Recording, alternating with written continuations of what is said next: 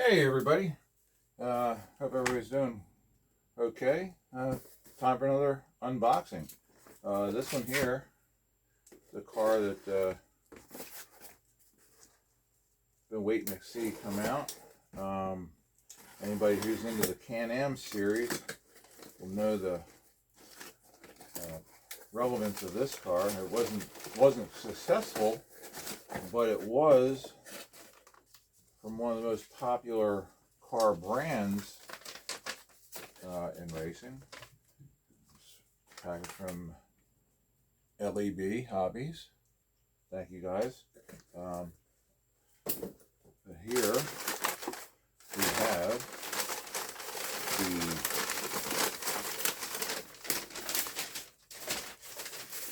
Thunderslot Can-Am.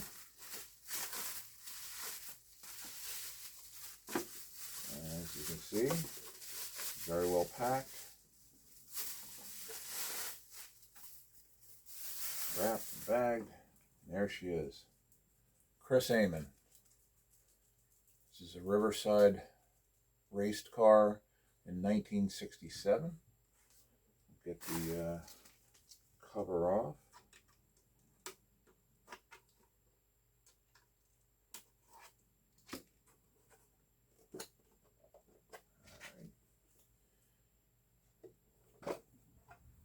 There we go.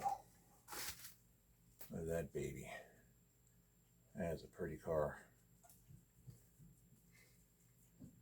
This is basically the convertible version of the cars, I believe, that were the Le Mans cars of the same period, basically just with the top removed. Really pretty car. The shape on these is pretty cool. And it's funny, I just joined a Facebook group for Speed Racer. And the funny thing is if you really look at the cars on Speed Racer, they really do look like Can-Am cars and Le Mans cars of that period. That show was on originally, I guess, in 67, 68. And the cars reflected the design of these cars here. You know, wouldn't have surprised anyone, I don't think, to see a car that looked like this, or Speed Racer's car in the Can-Am series. Pretty cool. That's really sharp. I do like that at all. Nice.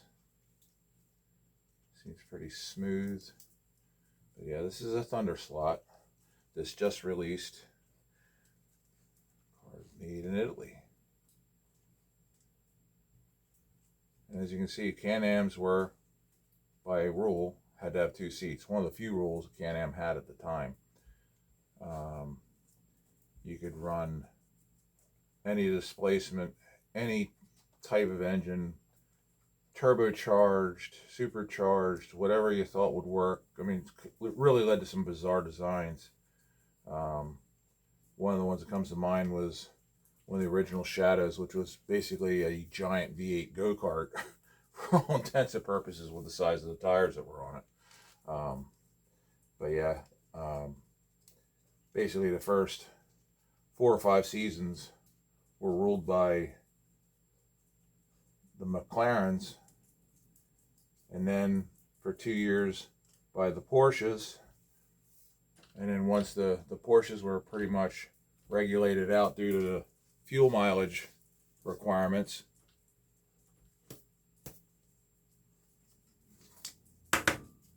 go. My kids are misbehaving. The Shadow took what was pretty much considered the last real season of the Can-Am, and you know, this will fit in nicely with the rest of the Can-Am cars that I have, many of which are here. And I'm going to grab the camera real quick and pan through so you can see some of what I got going on here. And there's some of the Can-Am series Group 7 cars, and then over on the very end are some of my Le Mans and endurance cars. But this will fit in quite nicely with those, I believe. So, get the camera back on the tripod. Hopefully screwing anything up. Alright. Now I'm going to pause, hopefully pause, and we'll see if we can get this thing around the track. So, I'll be right back. Hang on. Alright. We'll see if we can get her going.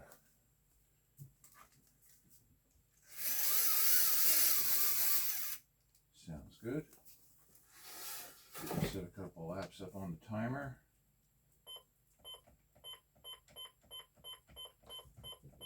See what kind of lap times we can get. Whoa, this thing is quick. Wow. I wasn't quite ready for that to take off that fast. Holy hell, that thing is fast.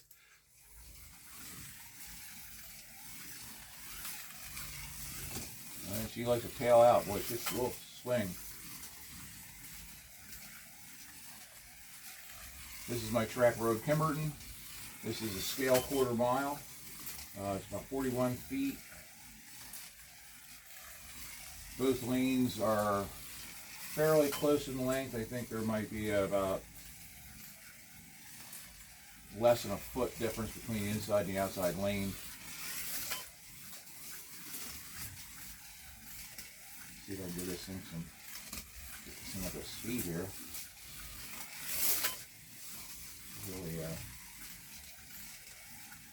Really swinging tail. And I do have a lot of hairpins on here, so that's part of it. This is what happens when you try to get as much track on a small layout as you have space available. This layout is 6x9.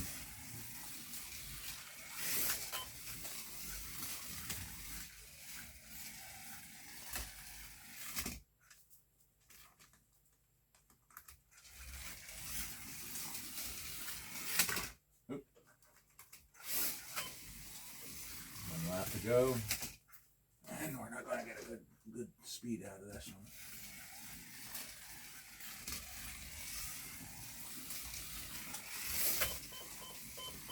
one. Alright, so fastest lap time I could get out of this was 8.2 seconds, and according to my lap chart here, that equals out to an average speed of 110.195 miles per hour for this track. So, not the quickest, but it is a pretty quick little car. Now, I bought this secondhand, and it's probably why it was secondhand. This is a Skelectrics, Skelectrics 67 Trans Am Mercury Cougar, and maybe somebody can tell me why this does what it does, but this thing hops like crazy. Let's see if I can even get it to move now. Come on. Alright, let's try straightening out these braids a little bit and get better contact with the track.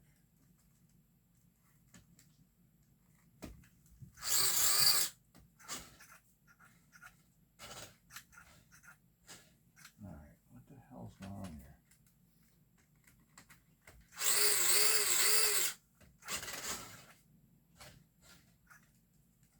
Oh, this is even worse than before. At least before it would move.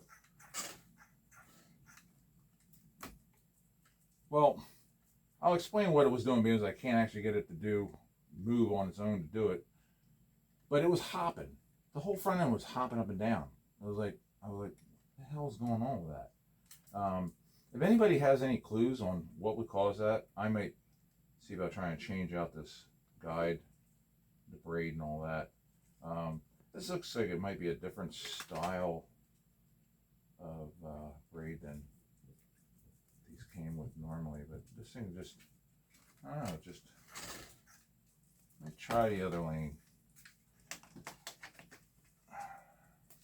Maybe better luck there.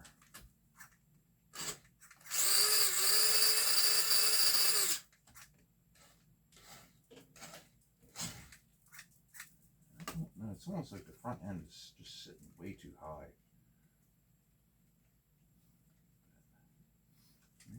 I don't get it. The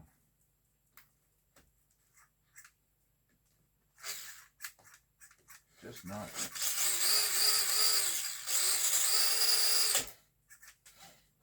Yeah, well, we're gonna have to skip that for now. But anyway, if anybody has any ideas of what the hell causes that, let me know in the comments column. It's a cool car, but if it doesn't run, it's just gonna wind up being a shelf queen. Anyway, that'll do it for this video. I hope everybody got something out of this. But anyway, there again, there's the Thunderslot, which is a quick little car.